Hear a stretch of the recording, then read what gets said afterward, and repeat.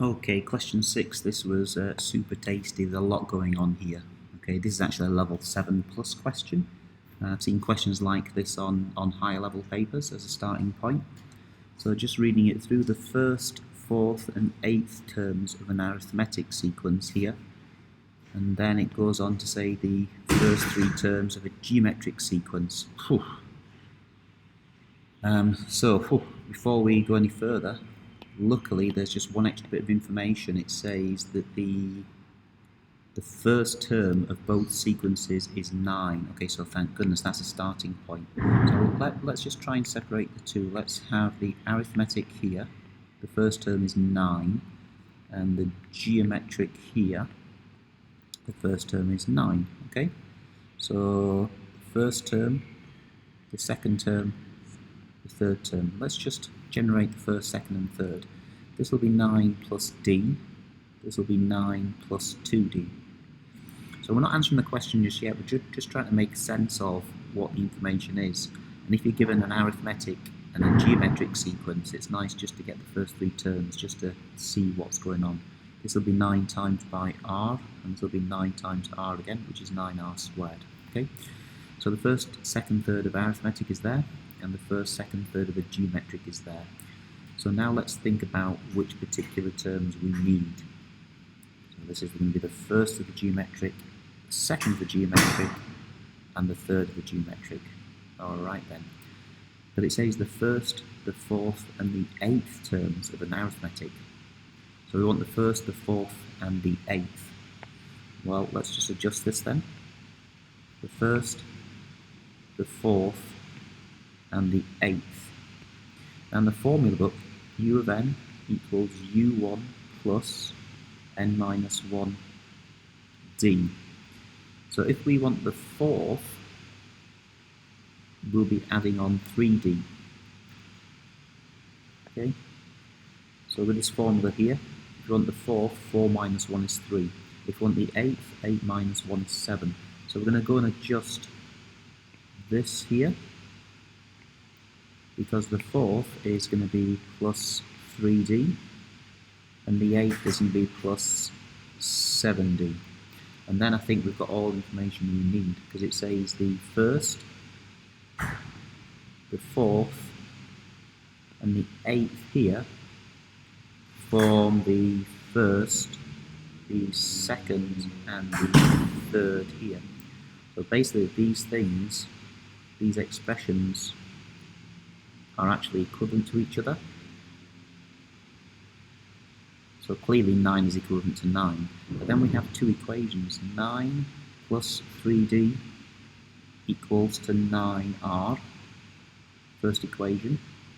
Then the second equation, 9 plus 7d equals to 9r squared, the second equation.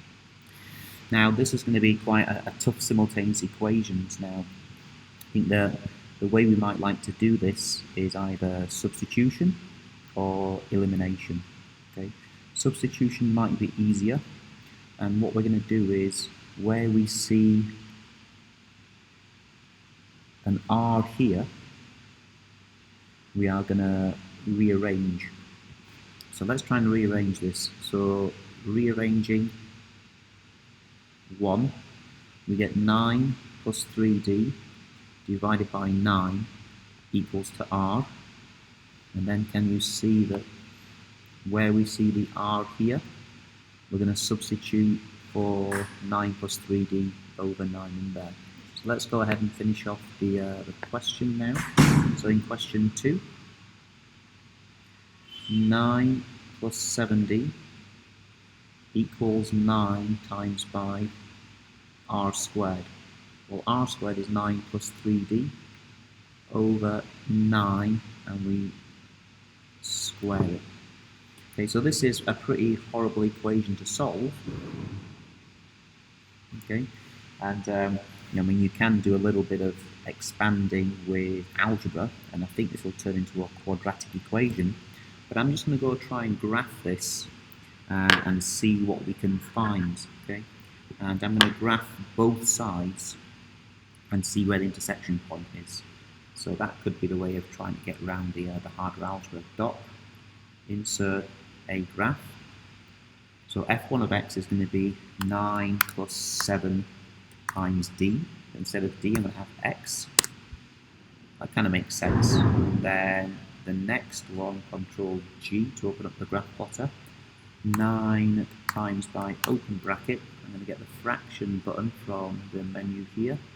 And that's going to be 9 plus 3x on the top, divided by 9.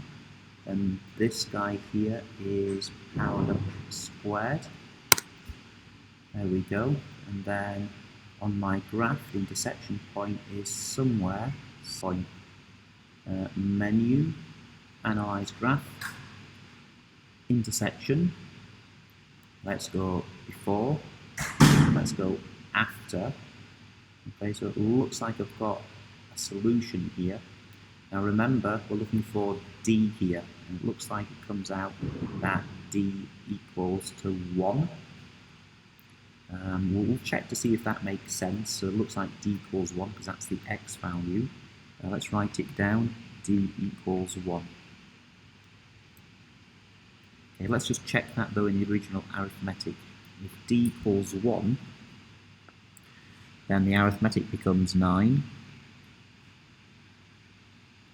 And then, oh, that could work. 9, 10, 11, 12, 13, 14, 15. So that might work.